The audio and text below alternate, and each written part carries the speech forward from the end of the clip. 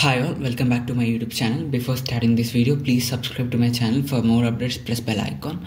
ఈ వీడియోలో మనం డిస్ట్రిబ్యూటెడ్ సిస్టమ్స్ గురించి డిస్కస్ చేద్దాం. డిస్ట్రిబ్యూటెడ్ సిస్టమ్స్ అంటే ఏంటివి, వాటి క్యారెక్టరిస్టిక్స్ అంటే ఏంటి, వాటి అడ్వాంటేజెస్ లాంటివి డిస్కస్ చేద్దాం. ఇది రీసెంట్గా R22 రెగ్యులేషన్ వాళ్ళకి వచ్చిన క్వశ్చన్. అండ్ ఇంతకుముందు క్యారెక్టరిస్టిక్స్ కూడా అడిగారు డిస్ట్రిబ్యూటెడ్ సిస్టమ్స్ పైన. ఇది చాలా important question. Okay, don't miss this video. Okay, distributor systems is a collection of independent heterogeneous computer systems. ఓకేనా, ఈ డెఫినేషన్ చూడగానే కొంచెం ఎట్లా అంటే అంత అర్థమైనట్టు ఉండదు. డిస్ట్రిబ్యూటర్ సిస్టమ్స్ అంటే ఏంటిదంటే, ఒక్కొక్క వర్డ్ని అండర్స్టాండ్ చేసుకుందాం. First, is a collection of independent అంటే ఒకదానిపైన ఒకటి డిపెండ్ కాదు. ఓకేనా, ఫర్ ఎగ్జాంపుల్ ఇక్కడ 6 నోట్స్ ఉన్నాయి కదా మనకి, అంటే ఇక్కడ 6 ఇదొక సిస్టమ్ అనుకోండి, ఇదొక సిస్టమ్ అనుకోండి, ఇదొక సిస్టమ్ అనుకోండి, ఇదొక సిస్టమ్ అనుకోండి, ఇదొక, అంటే మొత్తం మనకి 5 సిస్టమ్స్ ఉన్నాయి. ఇవన్నీ కూడా, ఈ 5 సిస్టమ్స్ కూడా ఇండిపెండెంట్, అంటే ఒకదానిపైన ఒక డిపెండ్ కాదు. ఓకేనా, అన్నీ కూడా ఇండిపెండెంట్. ఓకేనా, ఈ ఫస్ట్ వర్డ్ అదా చెప్తుంది. హెట్రోజీనియస్ అంటే ఇవన్నీ నాట్ సిమిలర్. ఓకేనా, ఇవన్నీ కూడా డిఫరెంట్, అంటే ఇండిపెండెంట్ హెట్రోజీనియస్ అంటే ఒకదానిపైన ఒకటి డిపెండ్ కాదు. అండ్ హెట్రోజీనియస్ అంటే ఇవన్నీ సిమిలర్ కాదు. ఓకేనా, is a collection of independent heterogeneous computer systems. అంటే డిస్ట్రిబ్యూటర్ సిస్టమ్స్ అంటే ఏంటంటే collection of independent heterogeneous computer system. ఈ కలెక్షన్ని డిస్ట్రిబ్యూటెడ్ సిస్టమ్స్ అంటారు. ఓకేనా, సింపుల్గా మీకు 2 కీవర్డ్స్ అనేవి main important. Independent heterogeneous computer systems యొక్క కలెక్షనే డిస్ట్రిబ్యూటెడ్ సిస్టమ్స్. ఓకేనా, ఇది చాలా important. Which are physically separated but are connected together via a network to share resources like files, data, devices etcetera. ఇవన్నీ ఫిజికల్గా సపరేట్ అయి ఉన్నాయి. ఓకేనా, ఇవన్నీ సపరేట్ అయి ఉన్నాయి, కానీ ఒక నెట్వర్క్ ద్వారా ఇవన్నీ కనెక్ట్ అయినాయి. ఓకేనా, ఇవన్నీ కమ్యూనికేషన్ ఎట్లా చేస్తున్నాయి అని అంటే ఒక నెట్వర్క్ ద్వారా. ఇక్కడ నేను నెట్వర్క్ లింక్ అని రాసిన. ఇవన్నీ ఫిజికల్గా సపరేట్ అయి ఉన్నాయి, కానీ ఇవన్నీ కమ్యూనికేట్ చేస్తున్నాయి, కనెక్ట్ అయి ఉన్నాయి. ఎలా అంటే ఒక నెట్వర్క్ ద్వారా. ఓకేనా, ఈ డయాగ్రామ్ చూడగానే మీకు మైండ్లోకి రావాలి. డిస్ట్రిబ్యూటర్ సిస్టమ్స్ అంటే ఏంటివి, ఇండిపెండెంట్ హెట్రోజీనియస్ కంప్యూటర్ సిస్టమ్స్ యొక్క కలెక్షనే డిస్ట్రిబ్యూటెడ్ సిస్టమ్స్. ఇవన్నీ ఫిజికల్గా సపరేట్ అయి ఉన్నాయి, కానీ నెట్వర్క్ ద్వారా కనెక్ట్ అయి ఉన్నాయి. ఎందుకోసం అంటే to share resources like files, data, devices etcetera. ఓకేనా, ఇది చాలా ఇంపార్టెంట్ ఇక్కడ వరకు ఉన్న పేర. ఓకే, నెక్స్ట్ ఇవన్నీ కీ పాయింట్స్ తీసి రాశాను నేను ఈ notes. Communication is done by using message passing which can be synchronous or asynchronous. ఓకేనా, మెసేజ్ పాసింగ్ అనే ఒక కాన్సెప్ట్ ఉంటుంది, నేను తర్వాత వీడియోస్లో చెప్తాను. కమ్యూనికేషన్ ఎలా చేస్తాయి అంటే ఇవి, అంటే ఒకదాని నుండి ఒకటి ఎలా కమ్యూనికేట్ చేస్తాయి అంటే message passing which can be synchronous or asynchronous. Synchronous అంటే లైన్ బై లైన్, లేకుంటే అసింక్రోనస్ అంటే ఇక్కడ ఒక లైన్ ఎగ్జిక్యూట్ చేసి తర్వాత ఒక, అంటే normal programming point of view చెప్తున్నా. ఇలా ఉంటుంది సింక్రోనస్, అసింక్రోనస్ అంటే. అదంతా ఇదొకటి కీ పాయింట్ ఏంటంటే మెసేజ్ పాసింగ్ ద్వారా కమ్యూనికేషన్ చేస్తుంది. అది సింక్రోనస్ అయినా కావచ్చు, ఎసింక్రోనస్ అయినా కావచ్చు. LAN or WAN used as a network link. ఓకేనా, ఈ నెట్వర్క్ లింక్ ఉంది కదా మనకి, దానికి లోకల్ ఏరియా నెట్వర్క్ అన్నా వైడ్ ఏరియా నెట్వర్క్ అన్నా యూజ్ చేస్తారు నెట్వర్క్. నేను ఇక్కడ చెప్పే అన్నీ కూడా చాలా కీ పాయింట్స్. ఓకేనా, ఇవి ఖచ్చితంగా ఎగ్జామ్లో రాయాలి మీరు. ఓకేనా, TCP/IP or HTTP RPC protocols are used. TCP/IP అంటే ఏంటిది, TCP అంటే ట్రాన్స్మిషన్ కంట్రోల్ ప్రోటోకాల్, IP అంటే ఇంటర్నెట్ ప్రోటోకాల్.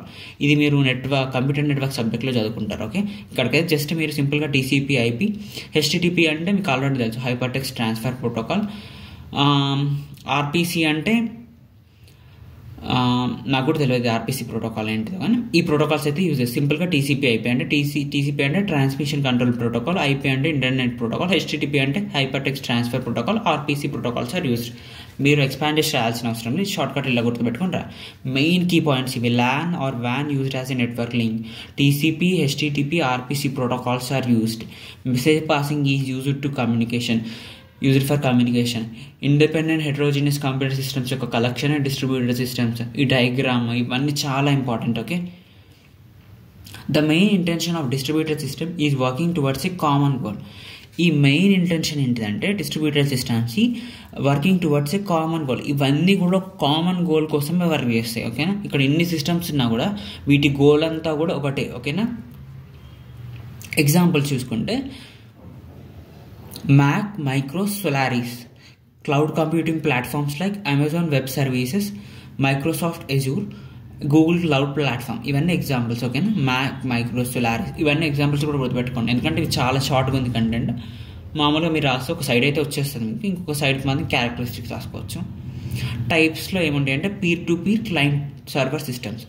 ఇక్కడి వరకు అయితే ఓకే, ఇది కంటెంట్ ఏదైతే ఉంది కదా ఇది చాలా చాలా ఇంపార్టెంట్ మీకు. ఓకేనా, ఈ డెఫినేషన్ అయితే ఇండిపెండెంట్ హెటరోజినియస్ కంప్యూటర్ సిస్టమ్స్, ఈ డయాగ్రామ్, ఈ ల్యాన్ వాన్ యూజ్ చేస్తారు, టీసీపీ ఐపీ ఆర్పీసీ ప్రోటోకాల్స్ ఇవన్నీ యూజ్ చేస్తారు.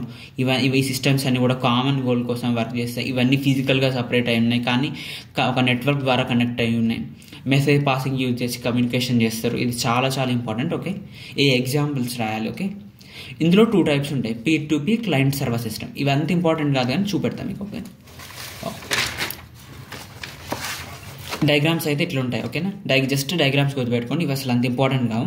పీర్ టు పీర్కి ఏమో డయాగ్రామ్ ఇది, క్లయింట్ సర్వర్కి ఏమో డయాగ్రామ్ ఇది. ఓకేనా, ఇలా 4 సిస్టమ్స్ ఉన్నాయి, ఇవన్నీ కనెక్ట్ అయి ఉన్నాయి. అంటే ఇదొక పీర్, ఇదొక సిస్టమ్ అన్నట్టు. ఓకేనా, నెక్స్ట్ క్లయింట్ సర్వర్ కన్నా, క్లయింట్ సర్వర్ అంటే మనకి క్లయింట్ సర్వర్ ఆర్కిటెక్చర్ ఉంటుంది కదా.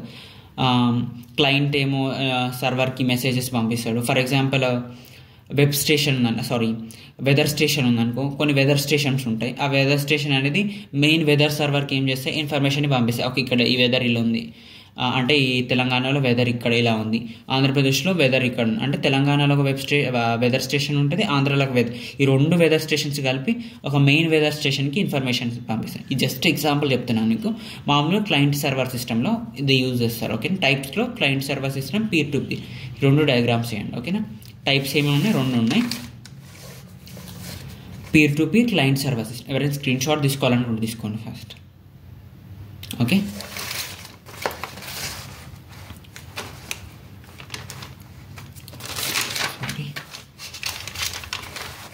పీర్ టు పీర్కి డయాగ్రామ్ వేయండి, క్లయింట్ సర్వర్కి ఇది డయాగ్రామ్ వేయండి. ఇప్పుడు క్యారెక్టరిస్టిక్స్ ఆర్ ఫ్యూచర్స్, ఇది కూడా ఒకసారి ఎగ్జామ్లో అడిగారు, సెమిస్టర్ ఎగ్జామ్లో. చూద్దాం క్యారెక్టరిస్టిక్ ఫ్యూచర్స్ ఏమున్నాయో. ఇన్ షార్ట్గా చెప్తా మీకు, అట్లీస్ట్ మీరు కొంచెం ఎక్స్పాండ్ చేసి రాయొచ్చు ఎగ్జామ్లో. ఫస్ట్ వన్ రిసోర్స్ షేరింగ్ అంటే ఏంటంటే ఇక్కడ నేను కొంచెం షార్ట్లో రాశాను చూడండి. Shares resources like files, printers and processing power. అంటే ఇవన్నీ కూడా రిసోర్సెస్ని షేర్ చేసుకుంటాయి. ఎలాంటి రిసోర్సెస్ అంటే files, printers and processing power లాంటి రిసోర్సెస్ని షేర్ చేసుకుంటాయి. ఓకేనా, నెక్స్ట్ వన్ కాంకరెన్సీ అంటే ఏంటిదంటే మల్టీ టాస్కింగ్ అనేది గుర్తుపెట్టుకోండి సింపుల్గా. ఓకేనా, multiple process run simultaneously improving efficiency and performance. అంటే మల్టిపుల్ ప్రాసెసెస్ అంటే మల్టిపుల్ ప్రోగ్రామ్స్ అని అనుకోండి, మల్టిపుల్ సిస్టమ్స్ అనే ఇవన్నీ సైమల్టేనియస్లీ అంటే మల్టీ టాస్కింగ్ చేస్తుంది. దేనికోసం అని అంటే పర్ఫార్మెన్స్ని, ఎఫిషియన్సీని ఇంప్రూవ్ చేయడానికి. ఓకే, ట్రాన్స్పరెన్సీ అంటే ఏంటిదంటే users experience the system as a single entity even though it is distributed. ఓకేనా, ఇందాక డయాగ్రామ్లలో చూసినాం ఒక 5 సిస్టమ్స్ ఉన్నాయంటే చూసినాం కదా మనం, అంటే 5 నోట్స్గా. అంటే ఇన్ని సిస్టమ్స్ ఉన్నాయి, యూజర్ ఎలా అనుకుంటాడంటే ఇదంతా ఒకటే దాని లెక్క అనుకుంటాడు. ఓకేనా, ట్రాన్స్పరెన్సీ అంటే ఇన్ని ఉన్నా కూడా యూజర్కి ఒకటే దాని లెక్క కనపడుతుంది. అది స్కేలబిలిటీ అంటే the system can grow by adding more notes without major changes. ఓకేనా, సిస్టమ్ను మనం పెంచవచ్చు. ఇందాక సిస్టమ్లో ఎన్నున్నాయి, 5 నోట్సే ఉన్నాయి. ఇక్కడ నేను చూపెట్టినాక డయాగ్రామ్లో ఇదొక సిస్టమ్, ఇవన్నీ 5 సిస్టమ్సే ఉన్నాయి. కానీ మీరు ఇంకొన్ని కూడా యాడ్ చేసుకోవచ్చు, ఇంకొన్ని నోట్స్ కూడా యాడ్ చేసుకోవచ్చు. ఓకే, నెక్స్ట్ వన్ ఏంటంటే కమ్యూనికేషన్ అంటే మీరు సొంతంగా రాసుకోవచ్చు. అంటే ఇన్ని సిస్టమ్స్ ఉన్నాయి, ఇవన్నీ కమ్యూనికేషన్ చేస్తాయి, అలా ఓన్గా రాసుకోవచ్చు. ఓకేనా, సింపుల్గా మీరైతే ఈ సైడ్ పాయింట్స్ అయితే గుర్తుపెట్టుకోండి. ఎగ్జాంపుల్కి రాయాల్సింది మెయిన్ మీ సైడ్ పాయింట్స్ కాబట్టి సైడ్ పాయింట్స్ గుర్తుపెట్టుకోండి. జస్ట్ బేసిక్ కంటెంట్ రిమెంబర్ చేయండి. ఓకే, ఇది చూసుకుంటే మాత్రం ఈ డయాగ్రామ్ ఖచ్చితంగా వేయాలి. ఇక్కడ మెయిన్ ఉంది కదా ఈ ఇండిపెండెంట్ హెటరోజీనియస్ కంప్యూటర్, ఇది main point. Is a collection of independent heterogeneous computer systems. ఇవన్నీ ఫిజికల్గా సపరేట్ అయి ఉన్నాయి కానీ నెట్వర్క్ ద్వారా మాత్రం కనెక్ట్ అయి ఉన్నాయి. ఇక్కడ ఈ పాయింట్స్ మాత్రం చాలా ఇంపార్టెంట్. ఓకే, మీకు ఈ వీడియో అర్థమైంది అనుకుంటున్నాను. Thanks for watching. If you like my video, share it to your friends. Okay.